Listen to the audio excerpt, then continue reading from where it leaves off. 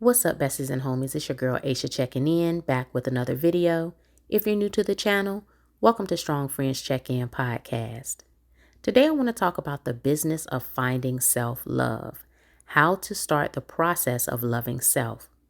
My definition of self-love is the condition of knowing, embracing, and honoring your divinely assigned identity. A lot of women struggle with self-love because we have been socially conditioned to self-deprecate in the name of love. We devalue ourselves to benefit others. If you don't have a strong example of self-love, you won't know where or how to start. Even if you had a good example, other factors can influence your perspective of self. For example, dating is a lot different now. So you might have questions that your mother or grandmother can't answer. That could cause some confusion for younger women. And that's my story.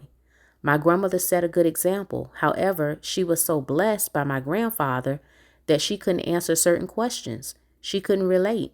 So I had to learn a lot on my own. The journey to self-love starts with a simple acknowledgement. Your life is serious business, and you are the brand. Who is your brand manager? Once you figure that out, you can start building a healthy sense of self and a healthy view of self. Self-love requires a high level of self-awareness. What would you say if someone walked up to you and asked your price? What's your value? I see how serious Black women are in business and entrepreneurship, but we as a collective don't treat ourselves with the same level of care or concern. Treat your life like a business that you started from the ground up. What's your purpose, mission, and vision? How will your vision manifest? What is your plan? What's your timeline? And how will you manage your time? Most women can't answer because they've spent countless hours building someone else's brand. You're too busy blending in to stand out. Please understand that the grass is greener where you water it. Self-love and self-deprecation can't coexist. The time or lack thereof that you invest in yourself will show. And I'm not talking about external appearance. That's your image. I'm referring to self-work, also known as soul work, because the internal work will radiate externally. It will radiate from within. That's your brand. If your brand and your image don't match, people won't buy what you're selling. It means you lack self-awareness. Who are you after you remove your costume? You must make time for soul work. So let's talk about this business, the business of finding self-love. First, you need to conduct a SWOT analysis of your life. In business, professionals conduct SWOT analyses of their operations to determine their strengths, weaknesses, opportunities, and threats. Strengths and weaknesses apply to the organization. So in this case, strengths and weaknesses apply directly to you. It has to do with you and what's going on inside of you. Opportunities and threats refer to external factors that have the potential to affect you. And so how do we start this SWOT analysis? Well, you engage in hindsight, insight, and foresight. I call this strategy triple S because hindsight is self-reflection, insight is self-assessment, and foresight is self-direction. Self-direction should always be last, so you should focus on that last. Okay, so you'll start with hindsight, self-reflection. Don't focus on regrets and problems. Find and focus on the lessons. Self-reflection gives you an opportunity to find and focus on the lessons. I always say that there are no L's in life, only lessons. You've reflected on the lessons of the past. Now you're examining your current condition, your current situation. And you want to identify areas of opportunity. This gives you opportunities to be proactive. Practical ways to start the process of self-assessment are journaling, reading, and studying. Consume content that is good for your soul because you're doing soul work.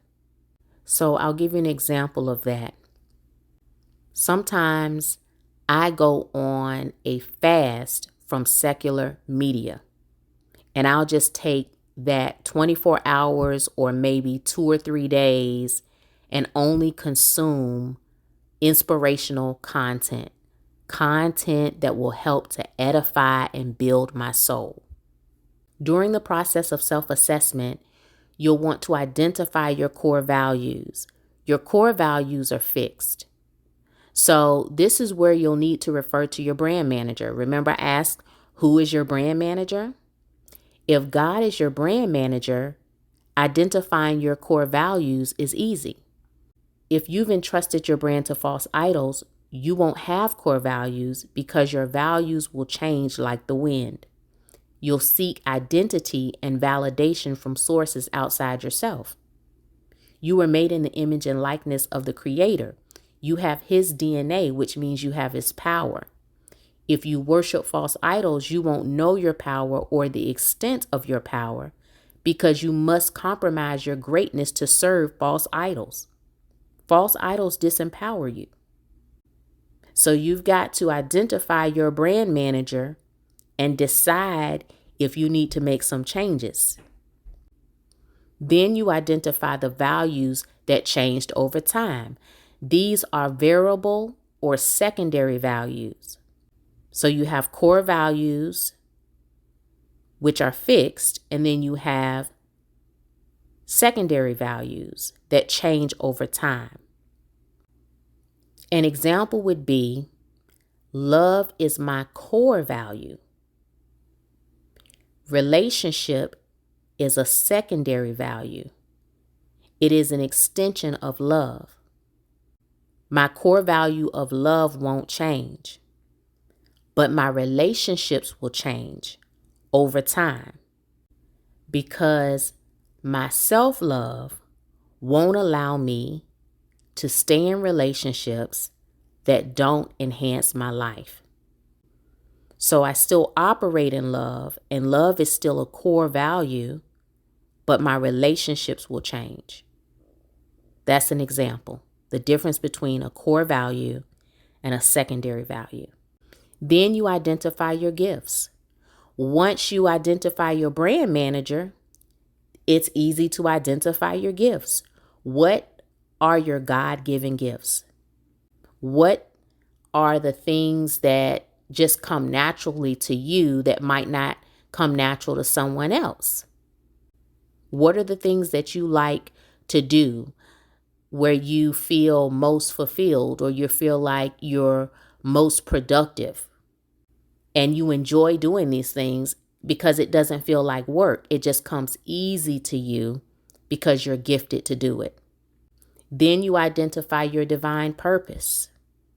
That will be much easier because you've identified your values and your gifts, and now you can make a decision about where you fit in this world. Why am I here? What was I put here to do? Considering my values and gifts. Then you feel empowered to set standards for your life. This includes setting boundaries. So you want to set standards to make sure that you are holding yourself accountable and you're setting boundaries for others. And last but certainly not least, foresight or self-direction. So that involves setting goals and planning strategies to achieve each goal. So you want to conduct research, you want to put together a timeline, identify skills that you need to achieve each goal, identify resources that you'll need to achieve each goal. And this is for your personal life and your professional life, because this is all about you. Also, you want to look at any changes that you might need to make in personal and professional relationships. So those are the 3 S's, what I refer to as triple S. Self-reflection, also known as hindsight, self-assessment, also known as insight, and self-direction, also known as foresight. This is important because I see women overly focusing on materialistic self-care routines. None of that is helping you manifest the life you truly want and deserve because it's superficial. Authentic self-care starts with soul work. It starts with a renewed mind and a clean heart. Stop looking outward and start looking inward, and you'll find and develop self-love. That is my message. Know that you're worthy. Know that you're loved. Please like, subscribe, and share. Until next time, it's your girl, Aisha, signing off.